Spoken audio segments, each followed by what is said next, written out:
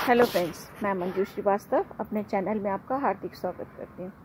Friends, अभी जनवरी की 27 हो गई है और अब नेक्स्ट वीक से फरवरी ही स्टार्ट हो जाने वाली है। फरवरी के साथ ही बसंत का महीना स्प्रिंग स्टार्ट होने लगता है और मौसम में थोड़ी सी गर्माइश आने लगती है। लेकिन जो गार्डनिंग वाले होते हैं उनके लिए बहुत सारा काम इकट्ठा हो जाता है, बहुत सारा इनको इस टाइम काम करना होता है। तो आज इस वीडियो में मैं आपको बताने वाली हूँ कि फरवरी के महीने में कौन कौन से काम हमको करने हैं। समर्स की तैयारी करनी है, प्लांट्स हमारे रेडी करने हैं। तो इसमें मैं आपको नंबर वार चीज़ें बताती जा रही हूँ। जिस ऑर्डर में काम करने चाहिए आपको उसी ऑर्डर में बताती जा रही हूँ। तो आप चाहें तो आप पेपर वगैरह पे टिक भी कर लें, क्योंकि काम बहुत सारे हैं और कभी छूट भी जाते हैं कुछ जल्दी के कारण, किसी वजह से घर में और भी सारे काम होते हैं करने के लिए। तो सबसे पहला काम है प्रूनिंग का। तो फ्रेंड्स, जिन प्लांट्स की प्रूनिंग हमने विंटर्स के पहले कर दी थी, समर्स के कुछ प्लांट जो थे हमारे डॉर्मेंसी में चले गए थे। डॉर्मेंसी का मतलब स्लीपिंग टाइम में, यानी कि उनमें कुछ फूल खिल रहे थे या फूल नहीं खिल रहे थे या रेस्टिंग पीरियड था, इस तरह से। जैसे कि हिबिस्कस हैं, इक्का दुक्का फूल तो अभी भी आ ही रहे थे हिबिस्कस के, लेकिन जैसे अब गर्मियाँ होंगी तो ये तो फुल सनलाइट का प्लांट है, तो खूब अच्छी तेज़ धूप मिलेगी तो बहुत अच्छे फूल खिलेंगे। तो जैसे हिबिस्कस है, बोगनवेलिया है, गार्डेनिया है, तो जैसे चांदनी है और ओलिएंडर है, मतलब कनेर वगैरह हैं। इनकी हल्की हल्की सी आपने कटिंग अगर कर भी दी है तो छोटी छोटी सी कर दीजिए, 1-1 इंच की। उससे क्या होगा कि इस टाइम ना प्लांट्स में हार्मोन्स बहुत बनते हैं, रूट हार्मोन भी, ये प्लांट के ग्रोइंग हार्मोन भी, जिसमें कि पत्तियाँ आती हैं, फूल आते हैं, फ्लावर्स आते हैं। तो इसलिए अगर आप हल्की सी कटिंग कर देंगे तो वो हार्मोन और तेज़ी से बनने लगते हैं। उससे क्या कि प्लांट आपका खूब अच्छा घना हो जाएगा। जितना घना प्लांट होगा उसमें इतनी ज़्यादा फ्लावरिंग होगी। बुगनवेलिया जैसे प्लांट जो हैं ये, जिसमें ये इनकी भी ये जैसे है कनेर, इसकी हल्की हल्की सी आप कटिंग कर दीजिए ऊपर से पूरी, तो उसमें खूब अच्छी घनी शाखाएं निकलेंगी, फूल खूब आएंगे। और बुगनवेलिया की भी जिन शाखाओं में फूल नहीं आ रहे हैं, ज़्यादा लंबी लंबी हो गई हैं, ये वैसे बहुत लंबी हो गई, तो आप इसे काट दीजिए, ठीक है। और काट के ये जो भी कटिंग निकलती है हिबिस्कस की, बुगनवेलिया की या किसी और प्लांट की भी, तो इनको फेंकना नहीं है, इनको आप लगा लीजिए कटिंग्स। बिल्कुल मत रास्ता देखिए कि लगेंगी या नहीं लगेंगी, छोड़ दीजिए, आप लगा दीजिए। आपने 10 लगाई, उसमें से 2 भी लग गई तो आपके तो 2 प्लांट एक्स्ट्रा बन गए ना। नंबर 2 पे आता है गुड़ाई। गुड़ाई करना इस टाइम इसलिए ज़रूरी है क्योंकि आप विंटर्स में तो इन प्लांट्स में सिर्फ 3-4 दिन में, 5-6 दिन में कभी पानी दे ही रहे थे हल्का हल्का, जबकि मिट्टी ऊपर की आपकी सूख गई थी। स्लीपिंग वाले प्लांट्स की बात कर रही हूँ मैं, ठीक है।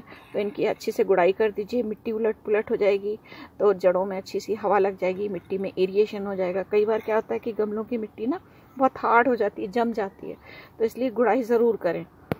और गुड़ाई से ही जुड़ा हुआ एक चीज़ है रिपोर्टिंग। तो आप जब गुड़ाई कर रहे हैं तो आप देख लीजिए कि आपके प्लांट्स जो हैं इनकी रूट बाउंडिंग तो नहीं हो गई है। तो रूट बाउंडिंग कैसे पता चली कि आप गुड़ाई करेंगे तो रूट्स ऊपर तक आ जाती हैं या नीचे जो ड्रेनेज होल होता है उससे भी निकल के दिखने लगती हैं। अगर वो है तो इस टाइम रिपोर्टिंग के लिए भी ये बेस्ट टाइम है, ठीक है। तो ये अभी मैं आपको बता रही हूँ, लेकिन ये आप 2nd-3rd वीक में कीजिए रिपोर्टिंग, क्योंकि अभी थोड़ा और मौसम को गर्म हो जाने दीजिए। ठंडा कभी भी कई एरिया में हिंदुस्तान में ज़्यादा है, ठीक है। तो जब रिपोर्टिंग कर रहे हैं या गुड़ाई कर रहे हैं तो उसके बाद नंबर आता है 3rd नंबर फर्टिलाइज़र का। तो फ्रेंड्स, इस टाइम फर्टिलाइज़र ज़रूर करना है हम लोग को, जो परमानेंट हमारे प्लांट हैं, है ना, ये जिनके मैंने अभी नाम लिए, बोगनवेलिया या मधुमालती, जितनी बेलें हैं, मोगरा वोगरा की, जैस्मीन की, अलमांडा की, इन सब के नीचे अच्छी गुड़ाई करके कटिंग कर दीजिए। जो भी आपको शेप देना उनको काट कूट के शेप दे लीजिए अच्छा सा। कटिंग्स को कटिंग की तरह लगा लीजिए और इनमें फर्टिलाइज़र दीजिए। फर्टिलाइज़र हम सब साल में 2 बार तो हमें मेन देना ही है।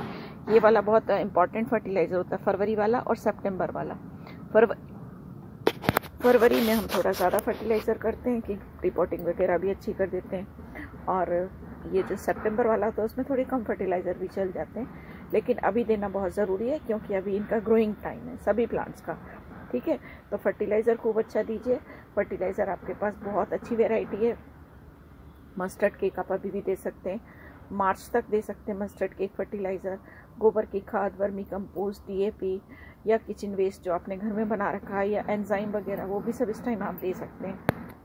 ये सब देने के बाद फिर आप 15-20 दिन बाद अपना दोबारा पुराना शेड्यूल स्टार्ट कर सकते हैं कि एवरी 15 डेज़ पे, 20 डेज़ पे, जो भी आपका शेड्यूल है उस पर आप इन पे अपनी फर्टिलाइज़र देते रहें। सभी प्लांट्स पे जो गमले में रखे हुए हैं या ज़मीन में लगे हुए हैं, सबको चाहिए तो ताकत बराबर ही ना, एक जैसी।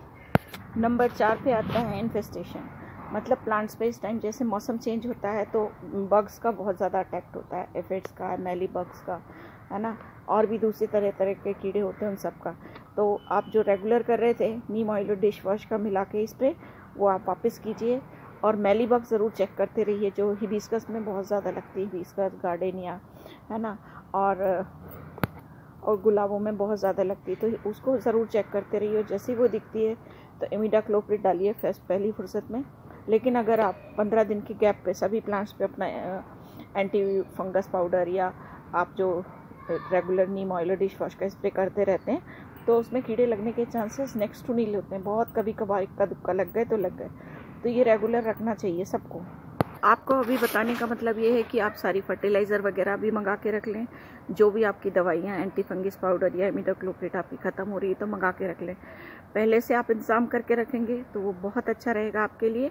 अदरवाइज़ पता चला पेड़ में कीड़े हो रहे हैं, आप किसी कारण से नहीं जा पा रहे, तो बहुत जल्दी फैलते हैं। मैली बग तो स्पेशली बहुत तेज़ी से फैलती है, सभी प्लांट्स को अपनी चपेट में ले लेती है बहुत जल्दी। तो इसलिए अच्छा यही है कि आप पहले से सब चीज़ें, अपनी दवाइयाँ और फर्टिलाइज़र वगैरह ला के रख लें। गमले आपको जो भी रिपोर्ट करने हैं, तो ज़्यादातर मैं तो जैसे रिपोर्टिंग करती हूँ तो सेम गमले में ही रूट्स की प्रूनिंग करके लगा देती हूँ। लेकिन अगर आप बड़े गमले में रखना चाहते हैं तो बस एक साइज़ बड़ा गमला ही लीजिए रिपोर्टिंग करने के लिए। नंबर 6 पे आता है सीड कलेक्शन। जो विंटर्स के जो फ्लावर्स हैं उनमें अभी सीड भी बन रहे होंगे, मार्च में बनेंगे, फरवरी मार्च में सीड्स बनने स्टार्ट हो जाते हैं। तो उन सीड्स को आप अच्छे से कलेक्ट कीजिए और मतलब पॉलीथीन बैग में या आप कागज़ के पुड़िया में या जिप लॉक वाले बैग में अच्छे से उनको रख के, नेम स्लिप लगा के, टाइम उनके बोने का, कलर, वो सब उसमें पेपर में लगा के उसमें रख के उनको सेव कर लीजिए। वो अगले साल आपके बहुत काम आने वाले हैं। जो क्रिसमेंथम वगैरह जैसे प्लांट हैं जिनकी हम नीचे से शूट्स निकलती रहती हैं, तो मेन प्लांट उनका काट दीजिए। जो शूट्स निकली हुई हैं उनको निकाल के किसी अच्छी जगह पे प्लांट की पेड़ों की छाया के नीचे उनको वापस लगा दीजिए। अगले साल आप उन्हीं से और कटिंग्स लेकर क्रिसमेंथियम के और सारे प्लांट्स लगा सकते हैं, ज़्यादा प्लांट्स। नेक्स्ट नंबर पे है कि इस टाइम अब आपके समर के बीज बोने का टाइम भी शुरू हो जाता है फरवरी में।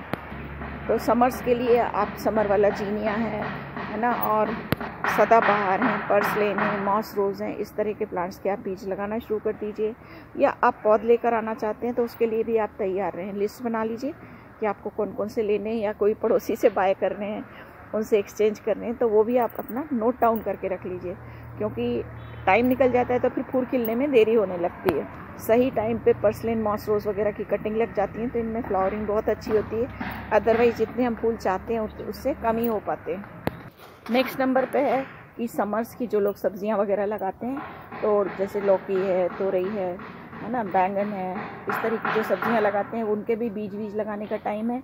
तो आप लिस्ट बना लीजिए। मैं अगले वीडियो में आपको बता दूंगी कि इस टाइम कौन कौन सी सब्जियां किस टाइम पे लगेंगी, तो आप उनकी भी लिस्ट बना लीजिए। तो उनको लगाने के लिए भी आप तैयार रहिए। पॉलीथीन बैग या गमले या कट्टे या कोई कंटेनर प्लास्टिक वगैरह के, उनमें आप लगा सकते हैं। इसके साथ ही नेक्स्ट आता है कि समर्स में कई घरों में तो बहुत तेज़ धूप लगती है, तो आपको ग्रीन नेट वगैरह बांधनी होती है, तो उसका भी इंतज़ाम करना होता है। जिनके पास है पहले से वो तो अब बांध ही लेंगे, जिनके पास नहीं है तो उसका भी आपको, उसमें पैसे तो लगते हैं, तो उसके अभी इंतज़ाम आपको अभी ही करना होगा। तो फ्रेंड्स, ये जो मैंने आपको टिप्स दी हैं इनको आप फॉलो करेंगे तो आप भी बहुत बड़े आराम से बसंत का, समर्स का, स्प्रिंग का बहुत अच्छे से आप इनका वेलकम कर सकते हैं और वेल प्रिपेयर्ड रहेंगे अपने प्लांट्स की लुक आफ्टर करने के लिए। अगर आपको मेरा वीडियो पसंद आया तो प्लीज़ इसे लाइक कीजिए, शेयर कीजिए। अगले वीडियो में इसी तरह की नई जानकारी लेकर आपसे फिर मिलती हूँ। तब तक के लिए बाय बाय।